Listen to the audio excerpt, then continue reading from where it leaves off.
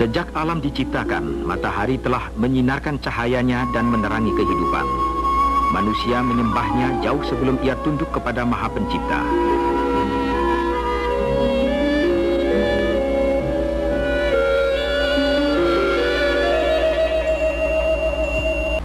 Sebuah perusahaan penghasil minyak yang bertugas sebagai kontraktor perusahaan negara Pertamina adalah PT Caltex Pacific Indonesia. Telah lama perusahaan ini bekerja sama dengan pemerintah dalam pembangunan negeri dan masyarakatnya. Film ini akan menggambarkan kegiatan-kegiatan utama perusahaan ini sebagai sumbangsihnya dalam pembangunan bangsa.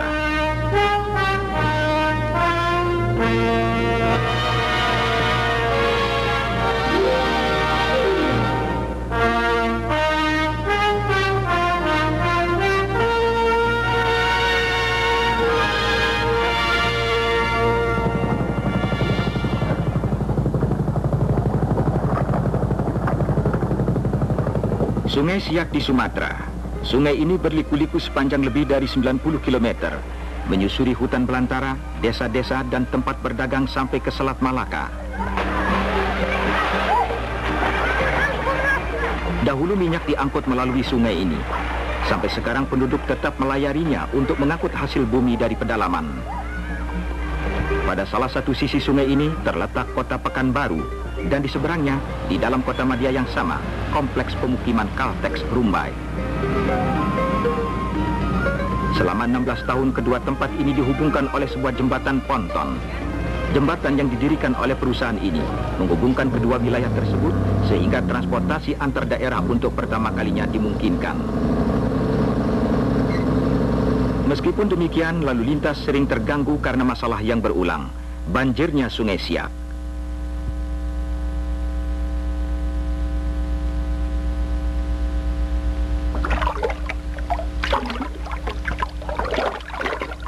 Setiap tahun, banjir Sungai Siak mengganggu kehidupan masyarakat di sekitarnya, menyusahkan semuanya, kecuali anak-anak.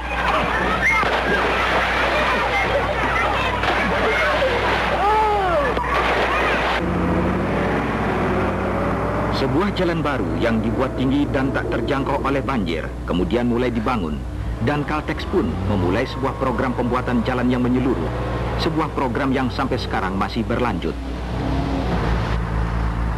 Saluran air dibangun sehingga banjir dapat surut lebih cepat.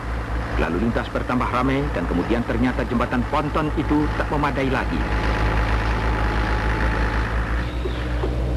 Pemerintah setuju untuk membuat jembatan baru. Lokasinya ditetapkan dan rutenya dipelajari.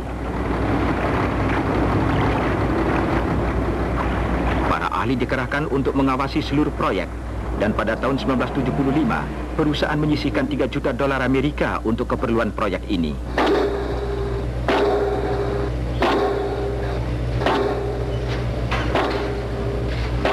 Seluruh kegiatan yang melibatkan tenaga dan usaha manusia dan bunyi pemancangan meramaikan suasana pedesaan. Kemajuan mulai terlihat dan terdengar.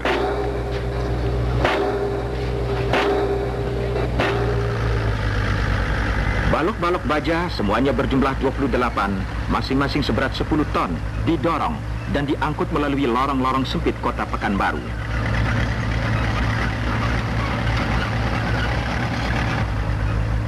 Di seberang jembatan ponton, baja-baja itu ditarik ke lokasi, suatu kerja yang membutuhkan koordinasi yang sempurna.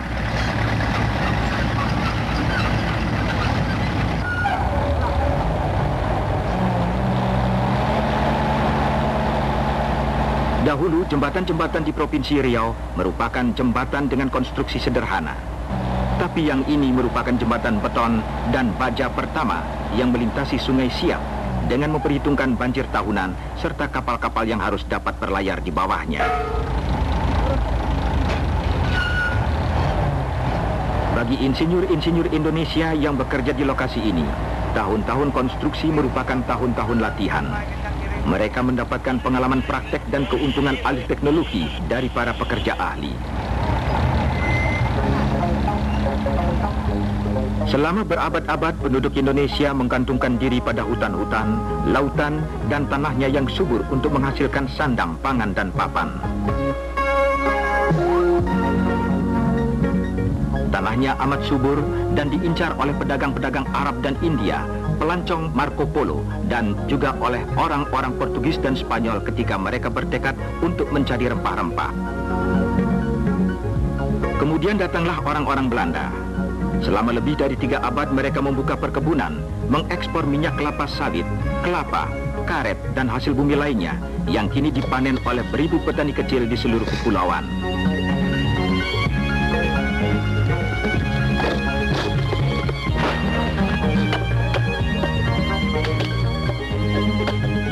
Tidak seperti industri minyak yang padat modal, produksi utama ini sangat padat karya.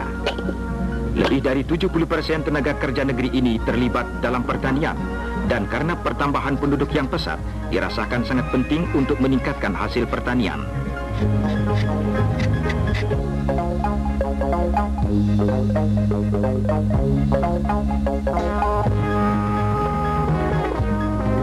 Negeri ini mempunyai 7 lembaga penelitian pertanian, dan Caltex melalui program pengembangan masyarakatnya memberikan bantuan kepada beberapa dari badan penelitian tersebut. Lembaga penelitian perkebunan di Jember adalah salah satu contohnya. Pengujian tanah, pupuk, dan pestisida dilakukan terhadap hasil bumi seperti kopi, coklat, dan tembakau.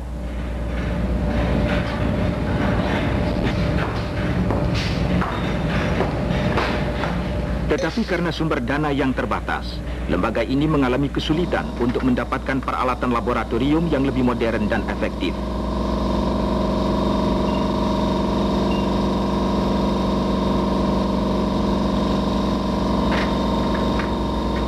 Kesulitan dapat dipecahkan setelah peralatan yang canggih dan khusus sanggup menganalisa lebih cepat dan tepat disumbangkan.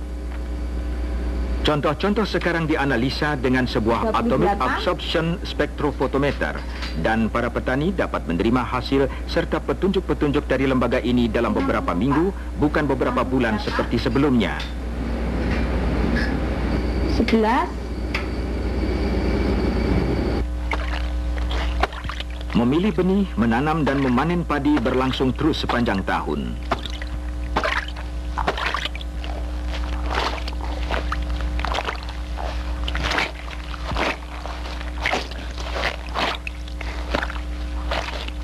Pada tanah yang subur, 3 kali panen setahun memang memungkinkan. Ini hanya memerlukan berbagai variasi benih, teknologi mutakhir, dan pengetahuan yang telah berabad lamanya.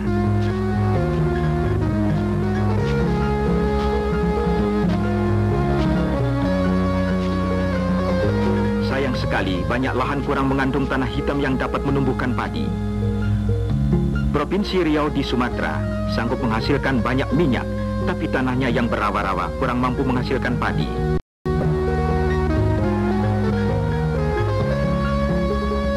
Untuk memperbaiki keadaan ini, pemerintah Provinsi Riau membangun pusat pengembangan pertanian, dan Caltex yang menyadari pentingnya hal ini segera menyumbangkan 75% dari dana yang dianggarkan untuk 5 tahun pertama, dan sekaligus mengirimkan ahli pertanian daerah ke Lembaga Penelitian Padi Internasional atau International Rice Research Institute di Filipina.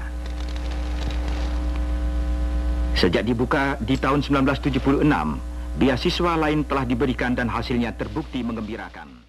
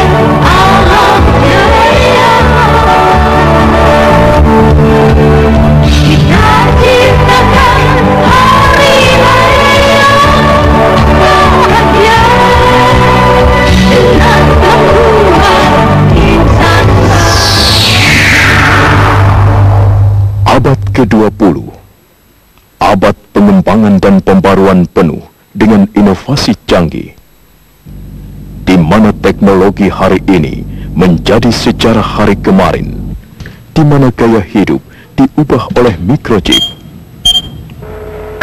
Penemuan-penemuan yang mencengangkan, di mana jarak dan waktu bertemu.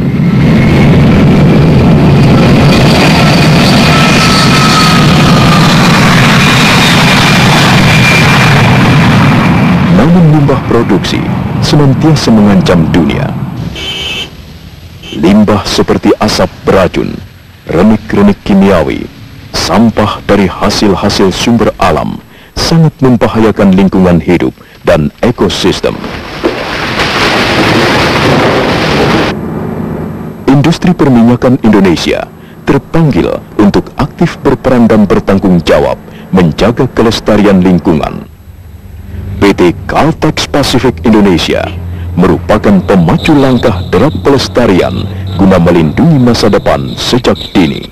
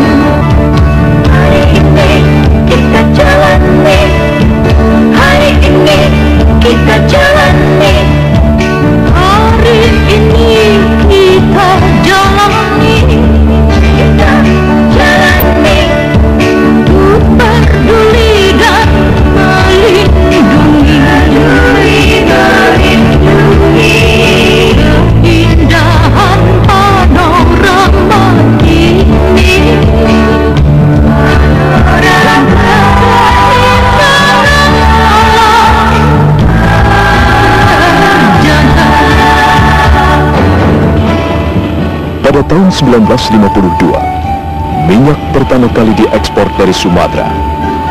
Dan kini, 40 tahun kemudian, Caltex sebagai kontraktor bagi hasil Pertamina tetap melaju beroperasi di hutan belantara tropis seluas lebih dari 51.000 km persegi.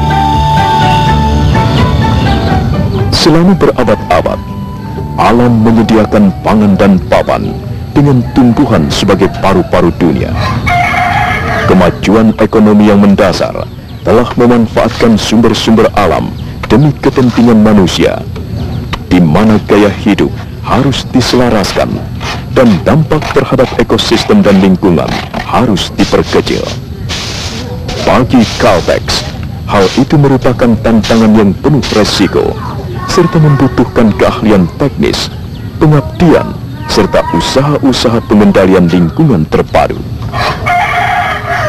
Sebuah komite pengendalian lingkungan yang dipimpin oleh Presiden dan Ketua Dewan Direksi PT Caltex Pacific Indonesia, Bayi Haki Hakim, telah menetapkan garis kebijaksanaan lingkungan. Para manajer distrik, pengawas lapangan, dan staf ahli dari bagian pengawasan lingkungan senantiasa menjamin bahwa setiap karyawan memahami kebijaksanaan perusahaan ini. Air yang bersih, udara yang segar, lahan yang subur, perlindungan hutan, dan ekosistem yang serasi. Masyarakat sekitar kita dan juga lingkungan alam sekitar kita.